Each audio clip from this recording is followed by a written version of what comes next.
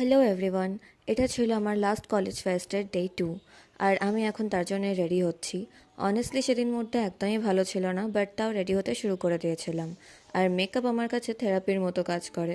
Makeup করতে শুরু করলেই আমার অটোমেটিক মুড ভালো হয়ে যায়। আর ওই দিনটা অ্যাকচুয়ালি আমাদের সবারই খুব ভালো কেটেছিল, আমরা খুবই মজা করেছিলাম সেদিনকে। আজকে আমি একটা বোল্ড লুক ক্রিয়েট করতে চেয়েছিলাম with this red lipstick and the black bodycon dress, যেটার আউটকামটা একদম আমার মনের মতো হয়েছিল। তোমরা কমেন্ট করে জানিও এই লুকটা তোমাদের কেমন লাগলো।